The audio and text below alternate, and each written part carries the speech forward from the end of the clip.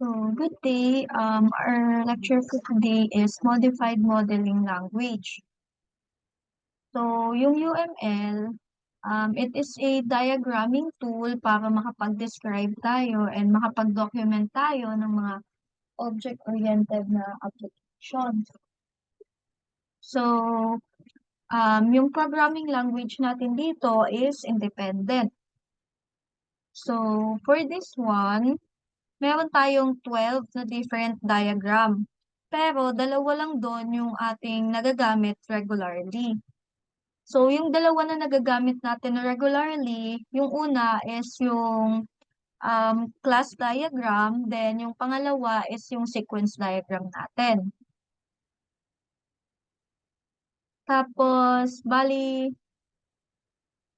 dito, unahin natin yung class diagram. Pag sinabi natin class diagram, yung characteristics niya or yung mga kaya niyang gawin is first yung pag-describe natin dun sa mga classes and interfaces na nakapaloob sa kanya.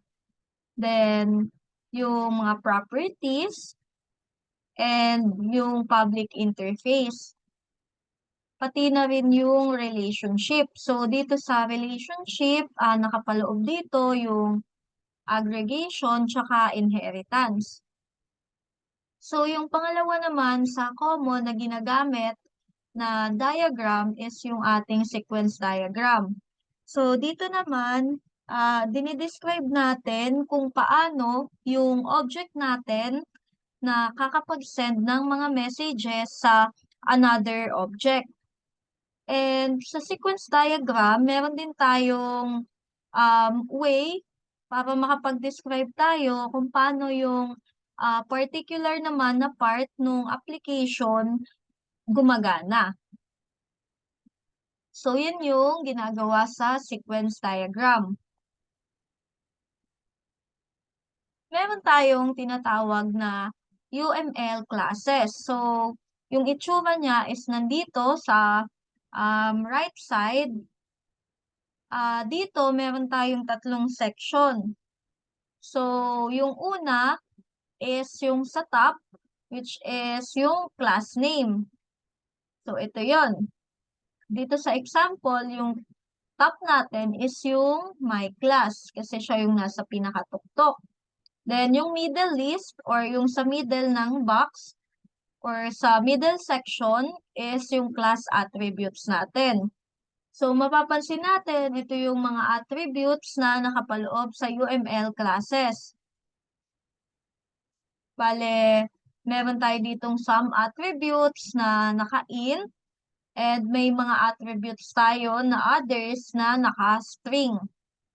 Then, the bottom list or the bottom section, yung nandun naman is yung mga class methods natin. So, bale, yung method natin is a method, void, then yung other method, void. So, yan yung itsura ng ating UML classes. Nakabox siya, then may tatlong section ng yung pinaka-top is yung class name, yung middle na section, yung class attributes, and yung bottom section is yung class method. Meron din tayong tinatawag na UML association. So, ito naman, ito yung line between two classes na nag-i-indicate naman ng relationship. So, meaning, dito, pwede tayong makapag-include ng name, nung role dun sa classes na ginagawa, and kung ano yung mga objects na nakasangay or involved doon. So, example, yung person, then yung person, 'di ba, nagwo-work siya for a company. So, sa company, pwede tayong magkaroon ng madaming employee. So, ito yung pinapakita dito sa example. So, kung si person is si A, then kung yung nagduduktong sa kanya is yung kung ano yung relationship name from A role to B role. Then, si company naman is ito, from company, andito si employer or yung nag-hire, then um, connected siya kay employee.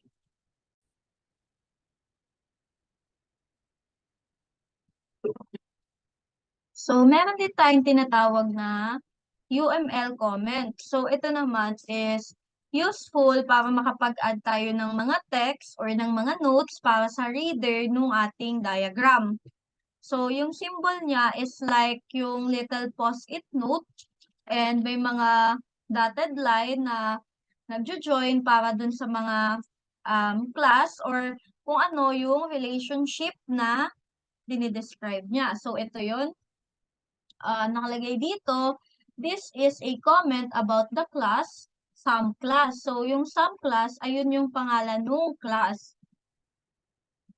So, ito naman is yung ating UML aggregation.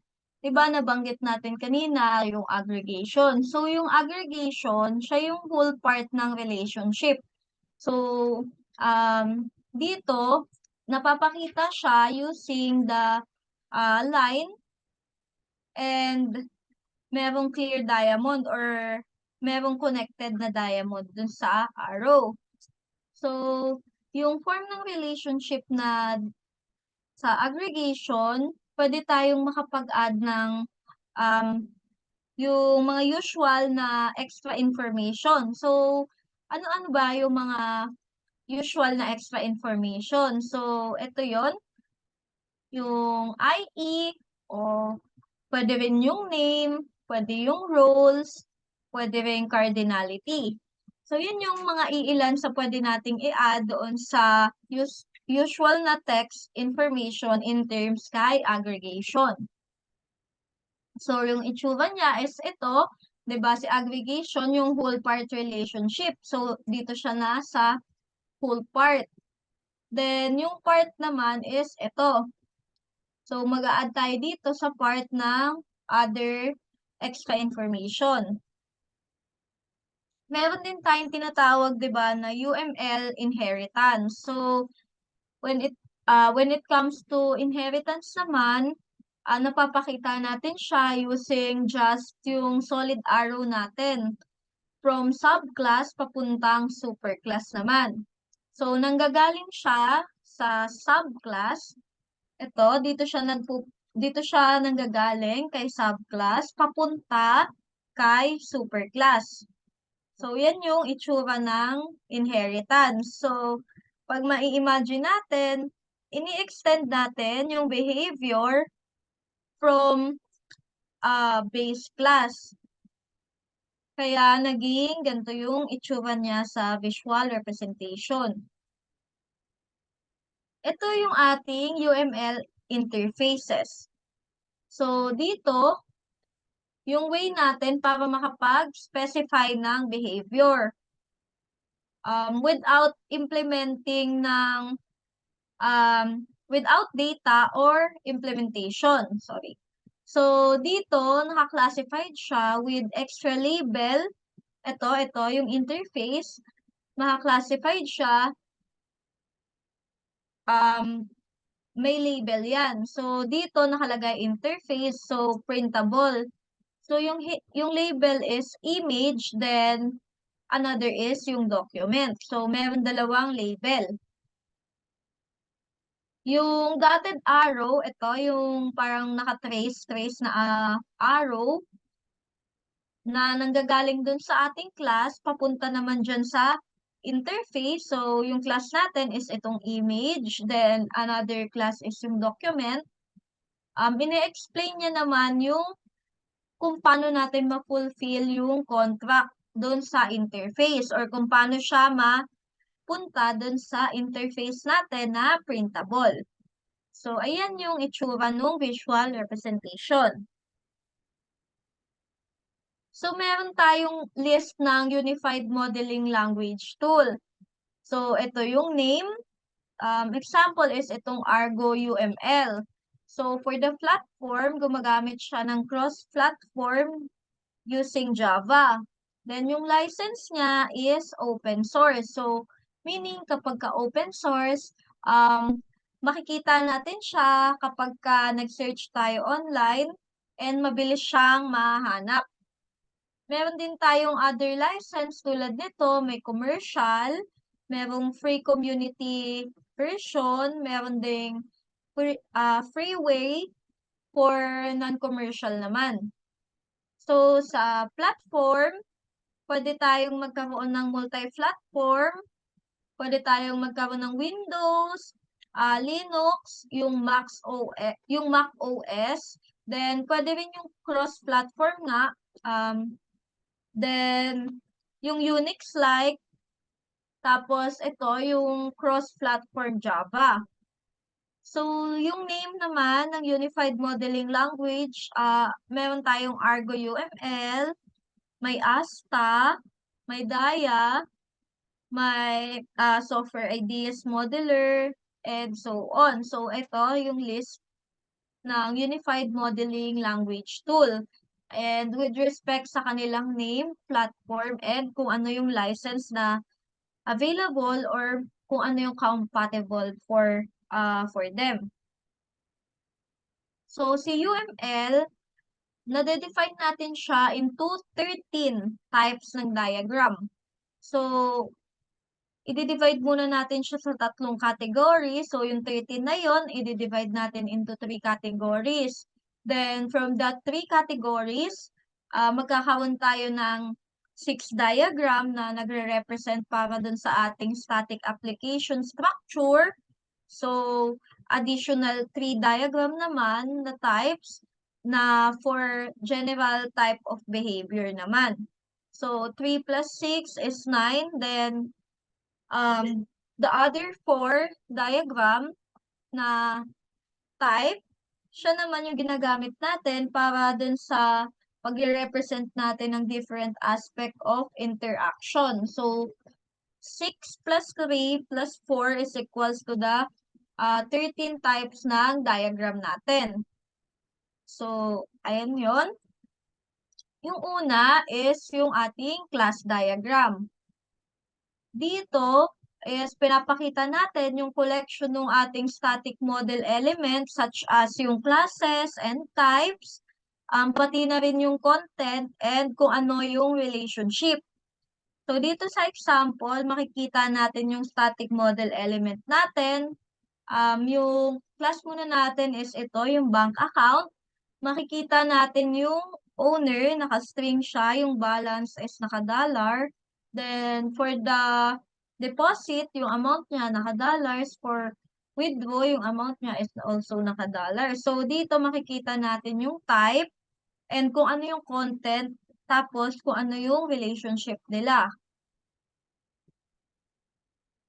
Next naman is yung ating object diagram.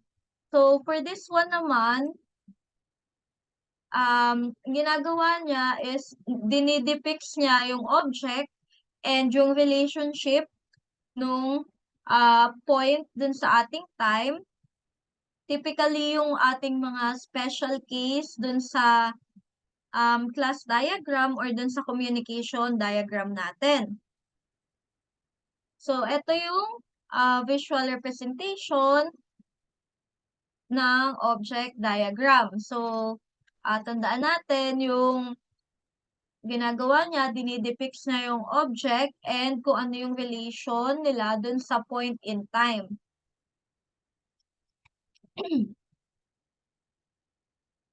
So, meron tayong tinatawag na component diagram.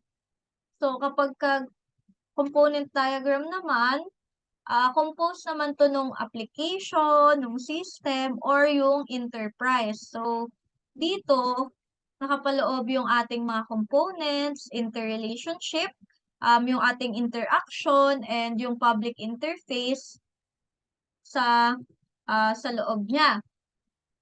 So, ito yung itsura ng ating component diagram. So, kung mapapansin natin, nakikita na natin dito mismo yung component. Ito, yung component natin. Then, kung ano yung interrelationship or ano yung pagkakatulad nila and kung paano sila nag-i-interact or kung ano yung interaction between each of them, and yung kanilang interface or yung public interface nila is andito lahat. So, ito naman yung ating composite structure diagram. So, ang ginagawa niya is dinidepict niya yung internal structure ng ating classifier. So, yung classifier natin, such as yung ating class, component, or yung use case na ginagamit. So, ini-include na din natin dito yung interaction nung bawat isa dun sa ating point ng classifier papunta sa mismong system. So, ito yung itsura niya.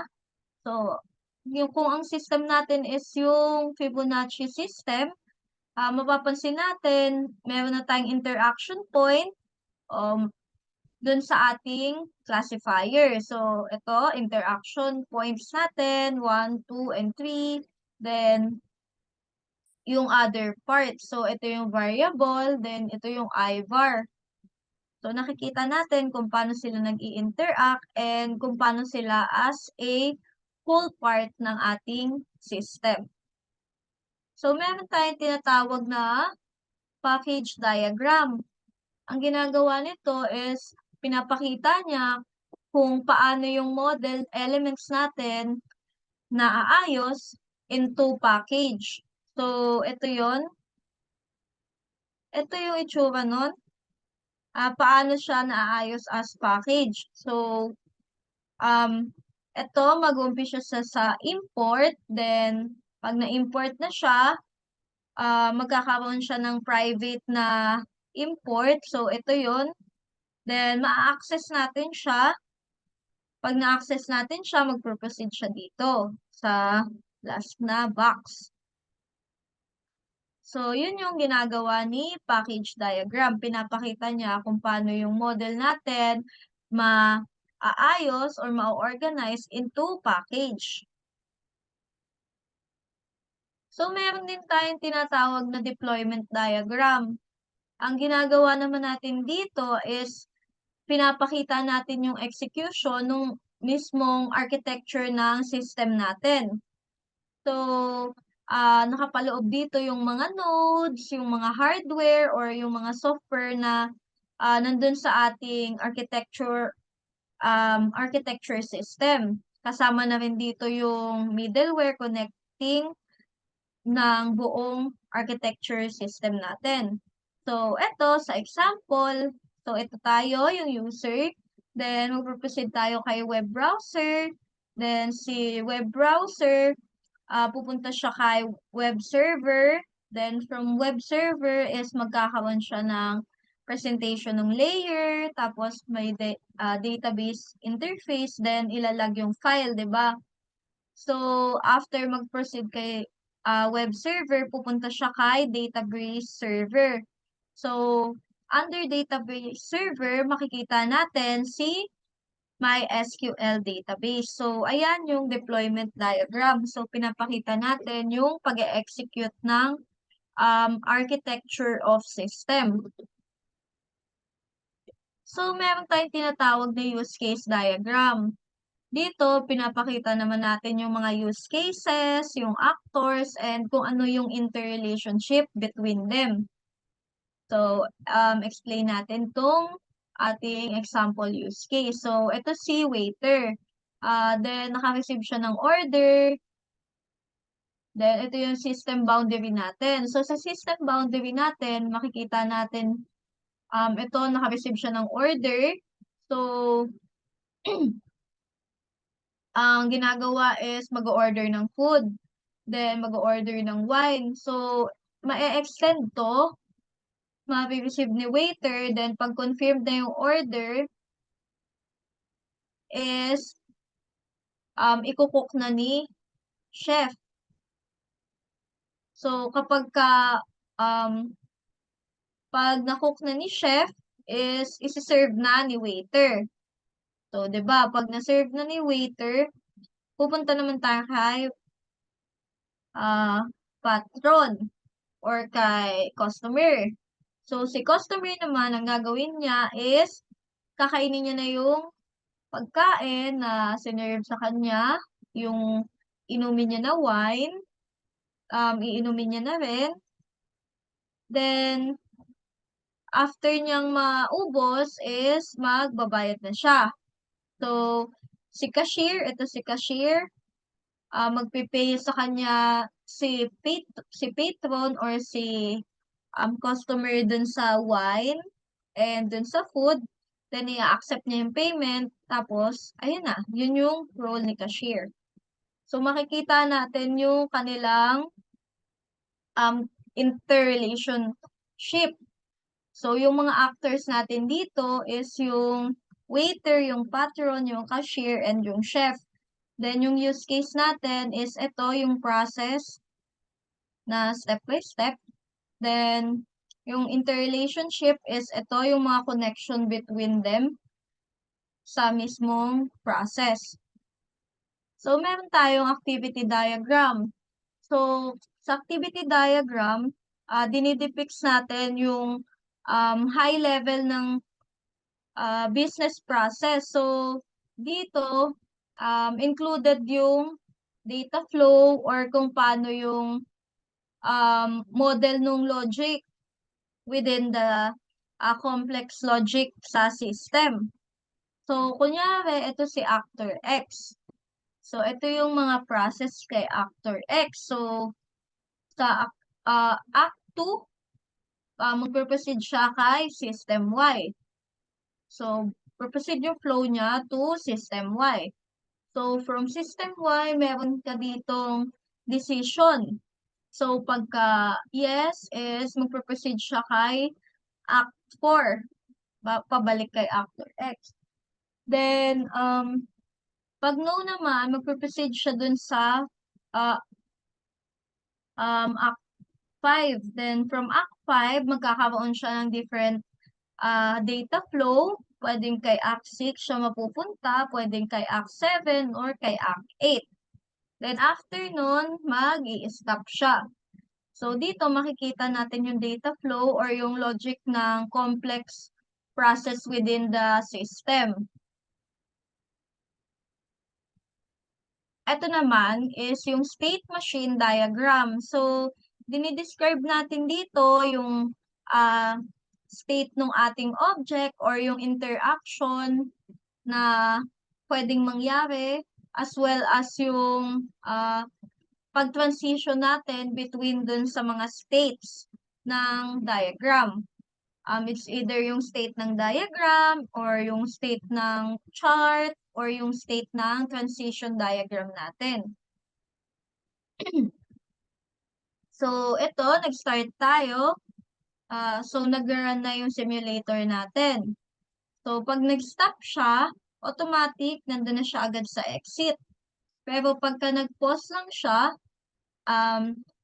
magiging simulator pause. Tapos, kapag in-unpause natin siya, magkukontinue yung process niya. So, pag na-continue na, magkakaroon tayo ng data request para dun sa ating log retrieval. Then, after nun, is tsaka siya mag-exit. So, para yan sa state machine diagram. Yun yung flow ng kanyang process. Meron din tayong tinatawag na sequence diagram wherein yung model ng sequential logic natin is makikita natin in terms of dun sa pag-o-order natin ng messages sa time na meron tayo. Ito yung itsura niya.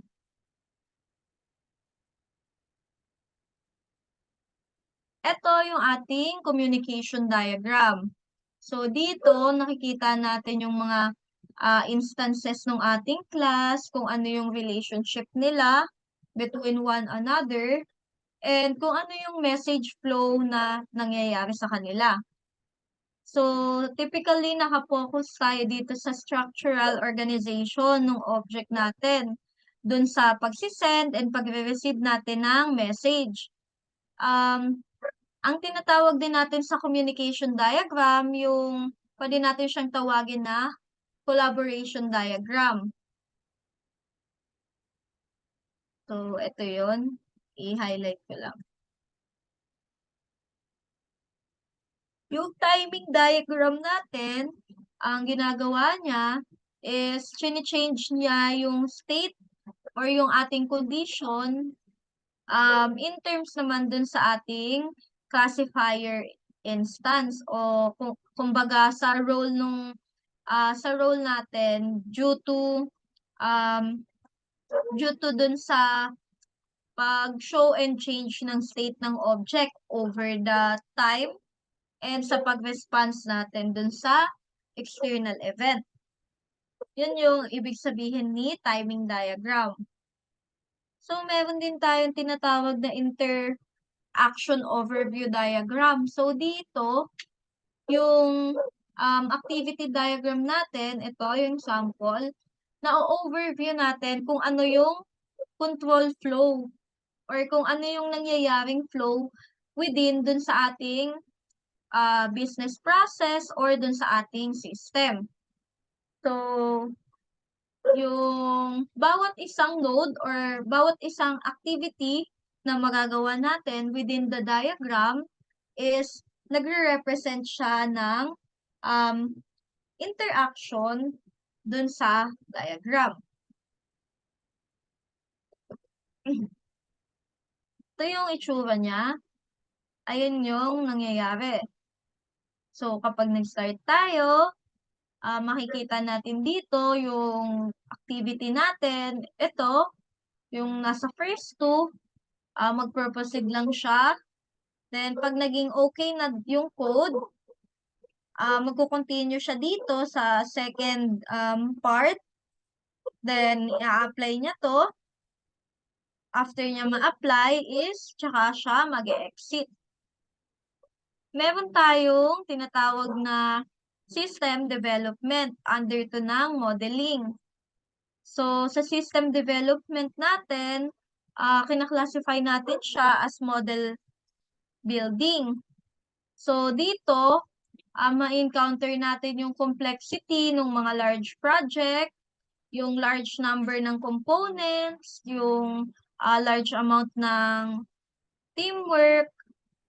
So, ayun yung mga mangyayari.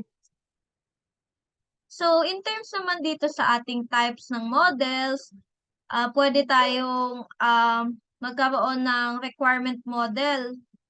So, ito yung pagdi-describe natin ng user requirement and ng kanilang mga functionality. Another naman is yung analysis model natin. So, dito, nakapaloob naman ay yung ating system specification and yung ating changeable structure and yung mga structured na components. So, ayun yung nakalagay sa analysis model.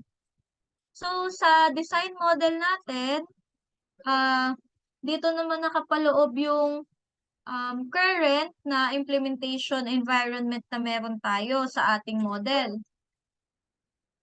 And sa implementation ng model natin, makikita natin yung bawat detalye kung paano natin ma-design yung naisip nating design and paano natin siya ma-implement. So, last is yung ating test model. Dito na yung verification and yung validation natin. Then, sa architecture naman, in terms dun sa ating modeling language, meron tayong tinatawag na model architecture.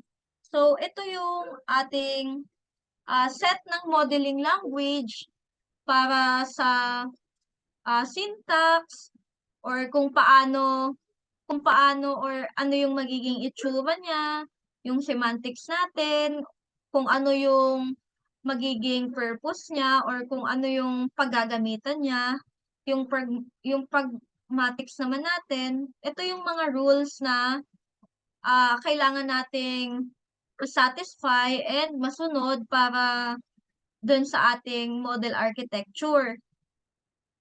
So, ayun, yung consideration for architecture modeling language. Si UML, yung kanyang meaning is yung Unified Modeling Language. Ito is um, from Ivor Jacobson noong 1997. So, sa kanya, una, nag-came up yung idea na UML. So, meron tayong requirements model. Ito yung mga requirements ni user in terms kay software engineering. So, nandito yung needs and expectation ni client and end user, yung characteristics ng client and end user goal, yung kung paano binubyo ni user yung buong system, and kung ano yung mga requirement na kailangan dun sa terms, yung sa problem-based, and yung paggamit natin ng use case diagram. So, meron tayong tinatawag na actor. Ito yon. Si actor, siya yung interaction with the process, or siya yung nai-initialize natin by outsiders. So, ito yung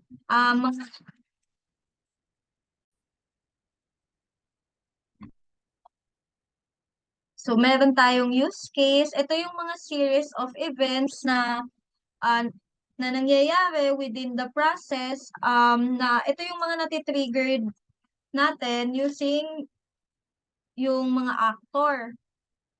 So, relationship, ito yung information flow between an actor and a use case, or pwede rin namang between sa dalawang use case. So, um, ito yung parang connector or yung mga line. It's either yung simple na line, yung naka-arrow, and yung arrow na may broken line. So, ayan yung um, tinutukoy natin or yung relationship. So, meron tayong tinatawag na use case diagram, pragmatic. So, dito, i-identify muna natin si actor. So, next is, i-identify natin yung mga use case or kung ano yung use case na gagamitin. Then, tsaka tayo mag-a-add ng relationship. Ayun yung nangyayari kay pragmatic. So, pag kay semantics naman, yung actor natin is pwede siyang i-represent ng kahit sino na nandun sa outside ng process. So, dito, pwede siyang individual person, pwedeng group of people na naka-same role, or pwede ring individual na can play a different role. Pwede din tayong magkaroon ng machine and ng object. So, ayun naman ay for semantics. Kay events naman, um, nangyayari siya or nare-represent siya sa pamamagitan ng mga special na events triggered. So, example nito is, i-initialize muna natin yung process gamit yung menu. So, eto si actor, then eto si use case, yung pag-i-initialize natin ng menu. So, yung actor, natitrigger niya yung sequence of event na nagtitake place doon sa ating process. So, meron tayong use case diagram relationship. So, dito,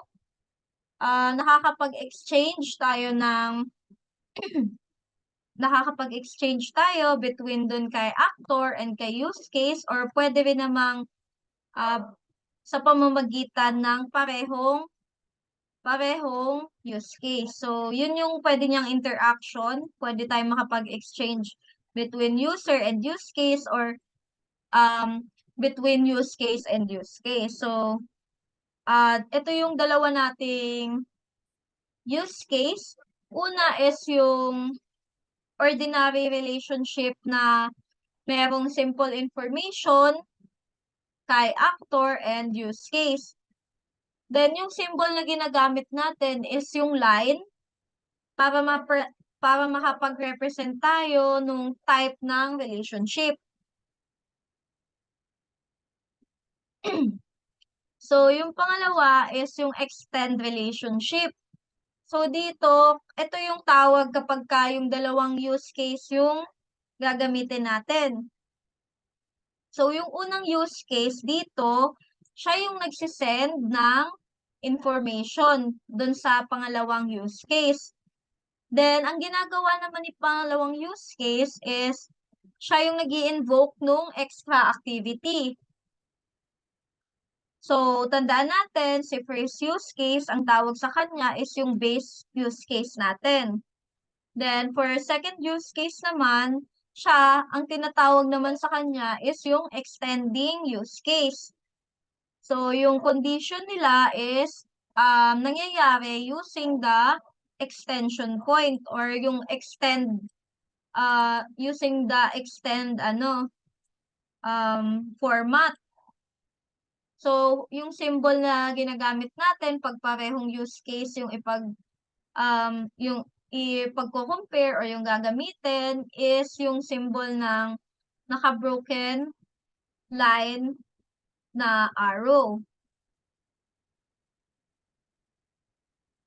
So, meron din tayong generalization na relationship or yung nag-i-exist sa parehong use case. So, ang gamit naman natin dito is yung symbol na arrow. Then, eto, naglagay ako ng information sa example. Wait lang. From page 12, dito magi-start yung ating example. So, sa number 1, think about cash machine or yung ating ATM na makakapag-withdraw tayo ng 10 euro and 20 euro dun sa account through the cash machine. So, yung cash machine, kailangan i-check niya yung PIN account balance and makapag-withdraw ng $20. So, then, let's say, kapag ka 50 yung inano natin, i-withdraw, kailangan mag-dispense siya ng dalawang 20 and isang 10. So, yun yung dapat process niya kapag ka dun sa use case, makapag-withdraw siya ng dalawang 20 and isang 10. So, ganito siya mangyayari. 'Di ba? Ito yung base use case natin. So, una is i-check natin, i-prepare natin yung 10 note. Then, i-extend natin dahil, let's say, 50 nga yung kailangan nating i-withdraw. So, equals to 50. So, yung another use case natin is magde-dispense siya ng different note kasi kailangan dalawang 20. So, lalagyan natin siya ng extension point na kapag ka nag-withdraw siya ng greater than 30, hindi siya mag-proceed. So, dito, sa extension point, ilagay natin yung extending use case natin na ang mape-prepare niya is 20 notes.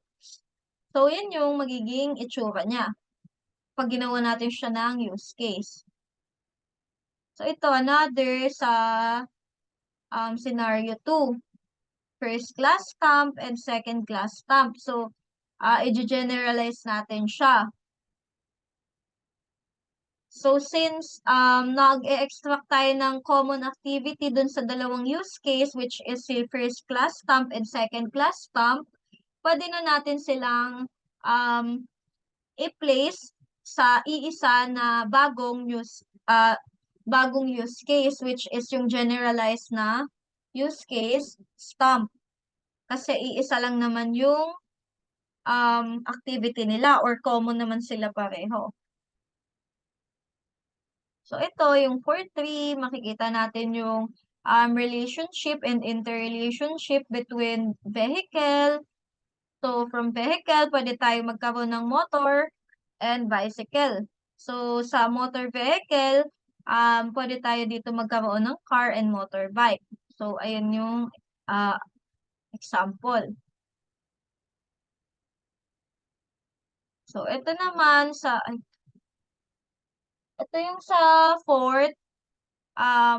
So sa course, pwede tayong maging student or lecturer, 'di ba? So for student, ito yung interface and for lecturer, ito yung interface. So um ito yung itsura nila. So kapag ka lecturer, so teacher 'yan. Siya yung nagtuturo. While si student, siya yung a-attend ng class kaya anditong part siya. So ito yung company and employee. Then si employee, minamanage siya using manager. Then si employee, pwede siyang maging subcontractor or regular. So ito yung use case para sa kanya. Ito yung example activity sa page 15 until page 17. So, ayun, ito yung end ng ating lecture regarding Unified Modeling Languages and yung sa UML, yung mga classification and diagrams within the UML.